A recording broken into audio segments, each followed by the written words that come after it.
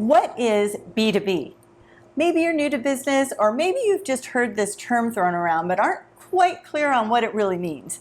Well, not to worry, I'm Robin, your B2B marketing bestie, here to break it down for you, complete with comparisons and examples. First, a definition. B2B stands for business to business. And now what does that mean? Does that mean you're going around from business to business to business? No. When we talk about B2B, we are referring to a business that sells its products or services to another business. Before I start getting into examples of B2B businesses, I'd like to talk a little bit about the counterpart to B2B, which is B2C, because it really helps to understand B2B better if you understand B2C first, because it's something that most of us are more familiar with. B2C stands for business to consumer.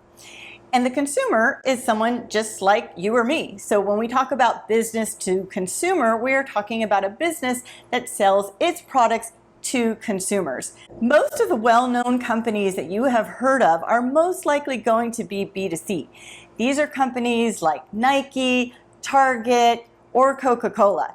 So you could literally just go into a store or hop online and buy something from one of these companies, and you go home with it, and that's the end of the transaction, and you're buying that from a company that is a B2C company.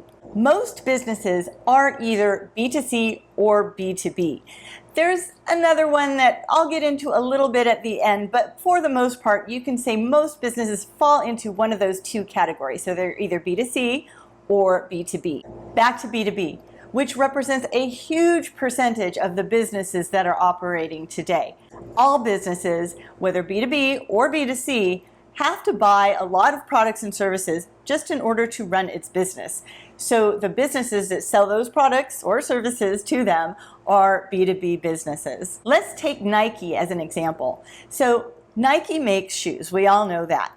But it needs a lot of materials in order to make those shoes, like textiles or rubber or foam. It needs shoelaces. But Nike doesn't make rubber or textiles or foam or shoelaces for that matter. They put all of those together to make the shoe. So it needs to buy those materials from other businesses. These are businesses that specialize in textiles or rubber or foam. They most likely don't all make all of the materials for Nike shoes. So Nike has to deal with lots of different types of businesses to procure those materials to make their shoes. Also, at the Nike offices, employees need to work on computers, so they need to buy computers so that their employees have something to work on. And Nike runs commercials on TV, so it may need to hire an advertising agency or a marketing agency to help put together those commercials for them. So, as you can see, businesses actually buy a ton of products from other businesses just in order to run their businesses.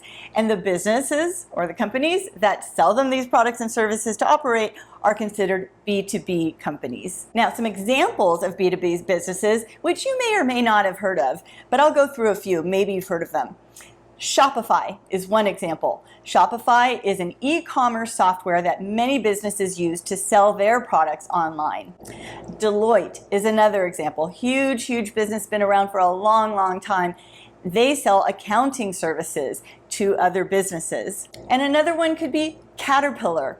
You've probably seen Caterpillar equipment on the side of the road, maybe when you're driving by. You've probably seen their yellow tractors or cranes. They make construction equipment. So lots of construction companies need to buy that equipment from Caterpillar. You may or may not have heard of some of these brands, but they are behemoths in the world of business. And there are millions of B2B companies all around the world that are operating today that you don't even know about. So they're sort of like the behind the scenes players in a way, but they really help to keep business moving. Now, about that third counterpart to B2B and B2C that I mentioned, what is it? It's B2, can you guess? G. And that stands for business to government. Governments around the world also need to buy lots of products in order to run its organization. So it's not really a business because it doesn't operate at a profit, but it is an organization. So it operates really more like a B2B business than a B2C business. So a lot of times if we're talking about B2B, sometimes we're talking about B2G as well, because it's sort of a subset of B2B. Some examples of businesses that sell to governments include Northrop Grumman, which sells aerospace and defense products, or Booz Allen Hamilton, which provides consulting and engineering services. Again, huge players. Maybe you've heard of them, maybe not, but they are big.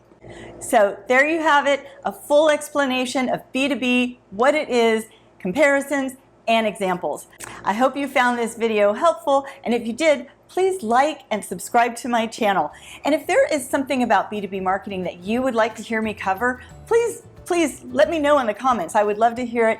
I really want to create this channel for you and answer your questions to help you. Thanks for watching. I'll see you in the next video.